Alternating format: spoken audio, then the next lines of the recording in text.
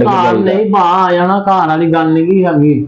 ਮੈਂ ਹੁਣ ਨਹੀਂ ਆਉਣਾ ਤੇ ਨਹੀਂ ਆਉਣਾ, ਮੈਂ ਚੱਲਾਂ। ਮੇਰਾ ਪੁੱਤ ਗੱਲ ਸੁਣ, ਬਹਿ ਜਾ ਆਰਾਮ ਨਾਲ, ਏਦਾਂ ਨਹੀਂ ਜਾਈਦਾ। ਨਹੀਂ ਇਹ ਗੱਲ ਨਹੀਂ ਹੈਗੀ ਭਾ।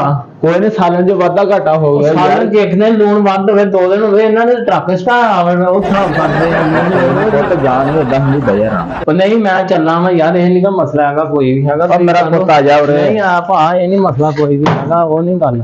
ਆਪਣਾ ਸਮਾਨ ਹੁਣ ਖੁਦ ਰੱਖਦੇ, ਮੈਂ ਕੋਈ ਚੁਬਾਰਿਆਂ ਚ ਬੂਰਿਆਂ ਚ ਨਹੀਂ ਵਾਲਾ ਹੈਗਾ। ਵਾਲ ਭਾਂਡੇ ਚ ਫਿਰ ਜਾ ਕੇ ਮੈਂ ਹੁਣ ਕੀ ਕਰਾਂ। अस्सलाम वालेकुम। ਉਹ ਵਾਲੇਕੁਮ ਸਲਾਮ। ਹੋ ਲਿਆ ਯਾਰ, ਛਾਨੀ ਨੂੰ ਕੱਢ ਗਿਆ, ਮੈਨੂੰ ਕੰਮ ਆ ਉਹਦੇ ਨਾਲ। ਅੱਛਾ ਨਹੀਂ ਯਾਰ, ਤੇਰਾ ਰੁੱਸ ਕੇ ਗਿਆ ਵਾ। ਰੁੱਸ ਕੇ ਚਲ ਗਿਆ? ਆਹੋ, ਲੜ ਕੇ ਇੱਥੇ ਚਲ ਗਿਆ। ਸਾਲਣ ਚ ਨਾ ਮਾੜਾ ਜਿਹਾ ਨਮਕ ਪੈ ਗਿਆ ਵੱਧ। ਅੱਛਾ। ਉਹਨੇ ਮਾਰੀਆਂ ਮੰਨੀਆਂ ਘੁਮਾ ਕੇ ਕੰਧ ਚ, ਕਹਿੰਦਾ ਮੈਂ ਚੱਲਾਂ, ਮੇਰਾ ਇੱਥੇ ਨਹੀਂ ਗੁਜ਼ਾਰਾ ਹੈਗਾ। ਮੈਂ ਭਾਈ ਉਹਨੂੰ ਬੜਾ ਸਮਝਾਇਆ, ਪੁੱਤ ਘਰ ਛੱਡ ਕੇ ਨਹੀਂ ਜਾਈਦਾ। ਆਏ ਦਿਨ ਉਹਦਾ ਪੰਗਾ ਲੈਂਦਾ, ਆਏ ਦਿਨ ਕਿਆ ਕਹਿਣ ਨੂੰ ਮੈਂ ਲਿਆਉਣਾ ਲੱਗ ਪਤਾ ਨਹੀਂ